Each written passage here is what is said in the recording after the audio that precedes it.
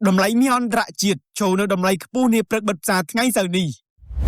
Đầm lấy mi on rạ chiết nơi prek bật xa ngay sau tí sam sốc khai sốc phiền ní mi đầm lấy $5,475 khung mi đầm lắng. Rus mà nâng $4,541 khung mi ổn. Bọn tốt bị min đô bài ca tha Amrit nâng Iran ai đừng vô pro bọn tốt bọt chụp bánh đô bọc phụ kế. Để thưa ai đầm lấy pre nâng lùi đô la Amrit lệ chốt. Bạn mình thôi cái đây bà râm bằng bìa tệ phổ ná. Nâng ca đập mừng tốt nè tra cá bạc kpu. នៅក្នុងភូមិសាស្ត្រនយោបាយមេដឹកនាំអាមេរិកលោកដូណាល់ត្រាំបាននិយាយថាលោកនឹងសម្រេចចិត្តលើកិច្ចព្រមព្រៀងដែលអាចកាត់មានជាមួយអ៊ីរ៉ង់ដើម្បីពង្រឹងបទចុះបាញ់របស់ពួកគេដោយរួមមានការបើកច្រកសមុទ្រហូមូសឡើងវិញនិងការរុះរើសមត្ថភាពរបស់ទីក្រុងតេហេរ៉ង់ក្នុងការផលិតអាវុធនុយក្លេអ៊ែរដោយឡែកបន្ទាប់ពីកិច្ចប្រជុំនៅសេតាវិមានបានបញ្ចប់លោកត្រាំមិនបានប្រកាសពីការសម្រេចចិត្តចុងក្រោយរបស់លោកទៅលើកិច្ចព្រមព្រៀងដើម្បីផ្អាកសង្គ្រាមរយៈពេល3ខែនោះទេ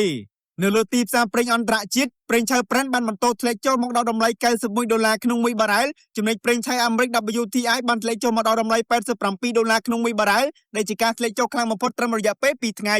នៅក្នុងធនាគារកណ្ដាលអាមេរិកមានការរំពឹងទុកថាធនាគារកណ្ដាលនឹងរក្សាអត្រាការប្រាក់មិនផ្លាស់ប្ដូររហូតដល់ឆ្នាំក្រោយបន្ទាប់ពីអតិផរណាបន្តឈរនៅតម្លៃខ្ពស់ជាងគោលដៅ 2% របស់ធនាគារកណ្ដាលអាមេរិកចុះឈ្មោះបើកគណនីទិញលក់ហាងឆេងមាសឥឡូវនេះដើម្បីចូលរួមក្នុងក្រុម VIP Signal ក្នុងការទទួលបានតម្លៃទិញលក់ហាងឆេងមាសប្រចាំថ្ងៃនិងការប្រឹក្សាផ្ទាល់ពីហាងឆេងមាសជាមួយគ្រូជំនាញដែលមានបទពិសោធន៍15ឆ្នាំតាមរយៈ Telegram ឬលេខទូរស័ព្ទ070 80